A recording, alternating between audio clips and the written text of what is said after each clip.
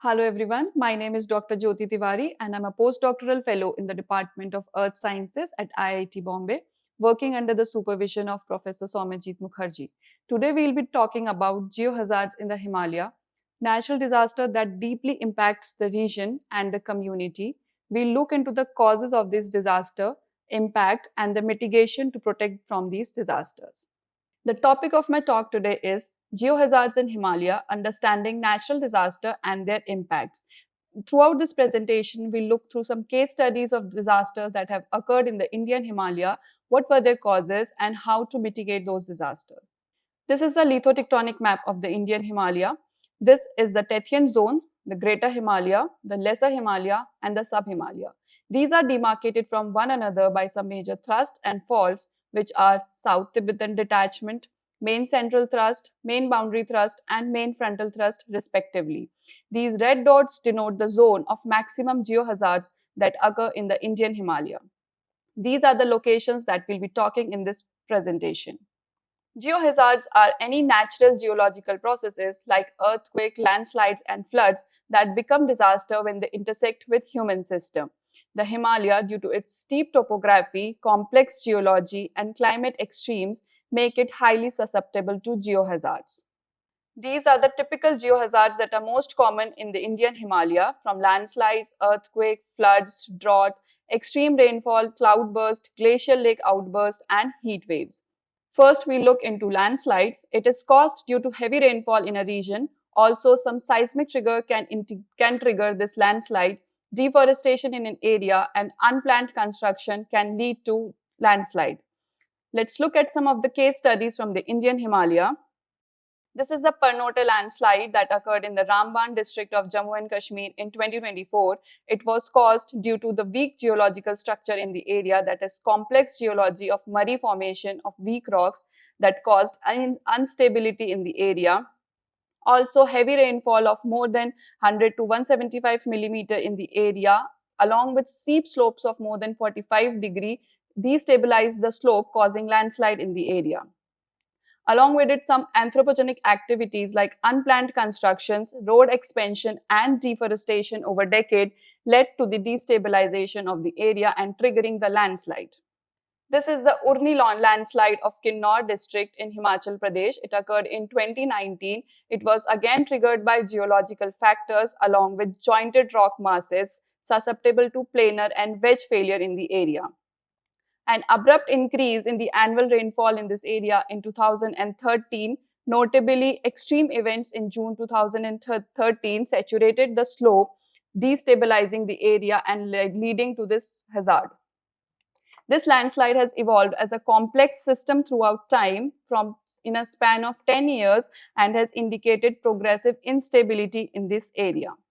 The Malpa landslide of Kumaon Himalaya in 1998 was again due to geodynamically active terrain of the region, and the area also experienced near vertical slopes with exposed joints and fractures, creating conditions conducive to landslides. Increasing monsoonal precipitation is a huge trigger to these landslides. The region's proximity to major tectonic planes and history of seismic event in this region has also contributed to the destabilization of these slopes. In the northeast region of the Indian Himalaya also, Sikkim Himalaya has faced many landslides in the past. This is the landslide from Sikkim Himalaya in 2011 that again occurred due to geodynamically active region characterized by highly weathered and fractured rocks, making slopes inherently unstable. Intense and prolonged rainfall in the area, unplanned urbanization, deforestation, and inadequate drainage system led to the slope instability in this area. The Parnote landslide was triggered by heavy rainfall and weak geology. Also, the Urni and the Malpa landslide were due to mix of tectonic and climate effect, and this Gangtok landslide was due to the seismic shaking and some anthropogenic activity in the region. So, to mitigate these hazards in the Indian Himalaya, we need to implement some retaining surfaces, and surface and subsurface drainages need to be prevented for water accumulation and reduction of pore water pressure in the area. Along with it some educational program to inform residents about landslides and how to be prepared for such risk, and strategies need to be implemented. Earthquake, another one of the major geohazards in the Indian Himalaya. It is a high seismic zone from 3 to 5, and it results from the ongoing tectonic activity in the region.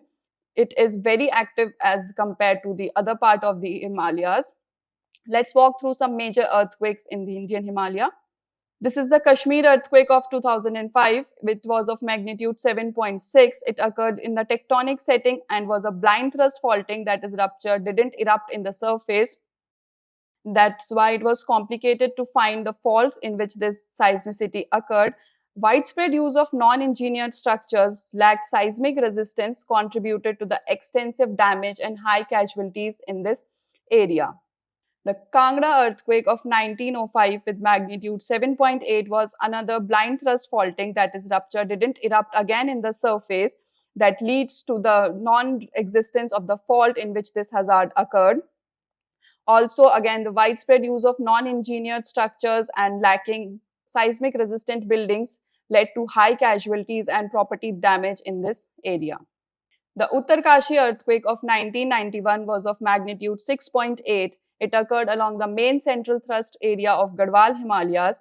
It also led to ground shaking and surface deformation. Field observations suggested extensive ground fissures and landslides, especially in the Bhagirathi River section, due to this earthquake. Assam earthquake of 1950 was again of magnitude 8.7. It occurred due to the ongoing collision between Indian and Eurasian plate, significantly along the main Himalayan thrust ramp, leading to significant seismic activity in this particular region. Field observations suggest some significant ground fissures and surface ruptures in this area, suggesting a shallow earthquake with substantial surface deformation. The seismic activity triggered massive landslides that blocked rivers and created temporary dams. Later, breaching of those dams and lakes led to flooding in this area. Sikkim earthquake of 2011 was of magnitude 6.9. It was again due to some tectonic setting of this area. It was characterized by shallow strike-slip faulting with the overriding of Eurasian plate, and vulnerable infrastructures, that is unplanned non-engineered structure in the area, led to high casualties and property loss of this area. To mitigate this disaster, we need to implement and enforce some building codes that require structures to withstand these seismic forces, especially in high-risk areas. Conducting community outreach program to educate the population about earthquake preparedness and responses is another important mitigation step for this earthquake.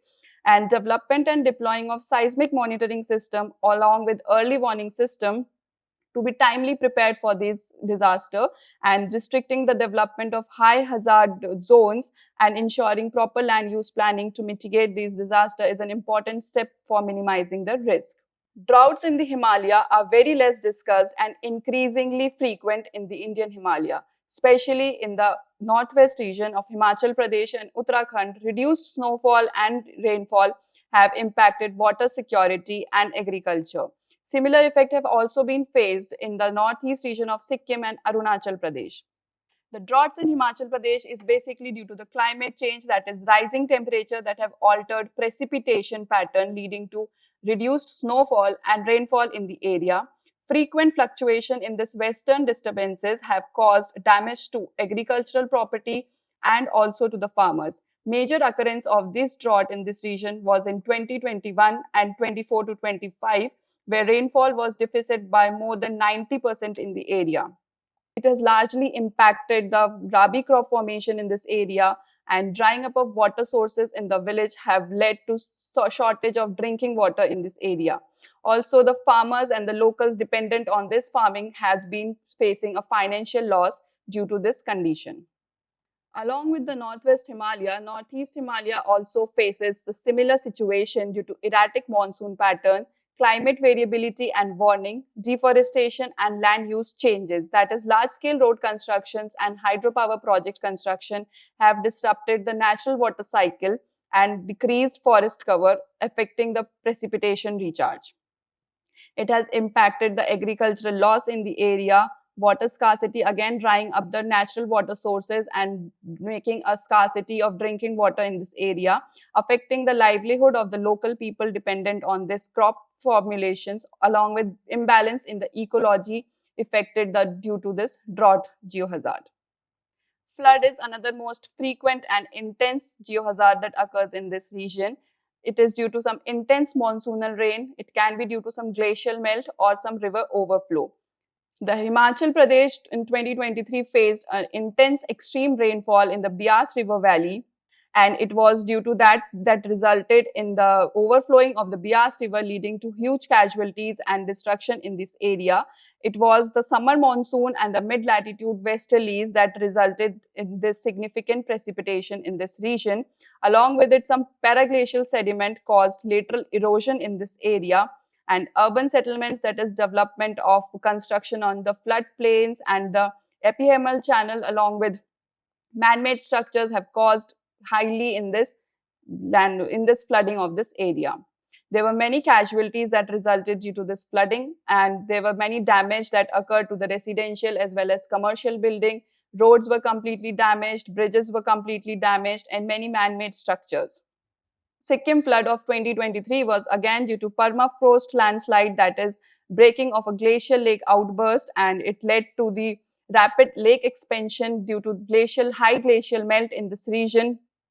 Inadequate early warning system triggered the flooding in this area, and it highly impacted the lifestyle of Sikkim area. Along with it, there was many human casualties in the area, including many Indian Army personnel, and also the infrastructures were completely damaged in this region. The national highway was also completely broken away, keeping Sikkim away from cutting it off from the Indian region. Also, many people were displaced due to this flooding. To mitigate these disasters, we need to enhance some early warning systems along with some infrastructure resilience, that is designing building to be able to withstand the potential of this glacial lake outburst that occurred in the area. Also, educating the community is a very important step so that they can be prepared for any response and immediate result for this geohazards. Cloudburst is another important geohazard that has been due to intense rainfall in a smaller area over a very short period of time. Let's look at a case study from Leh in 2010. In 2010, intense rainfall occurred in this Leh area. It was approximately 150 millimeter of rainfall in a span of 2 hours. That is a year of rainfall in 30 minutes. This Leh mountainous terrain is a very narrow valley that facilitated rapid runoff, leading to flash floods and debris flow in this area. Absence of any meteorological forecasting and early warning system left all the residents unprepared for the disaster.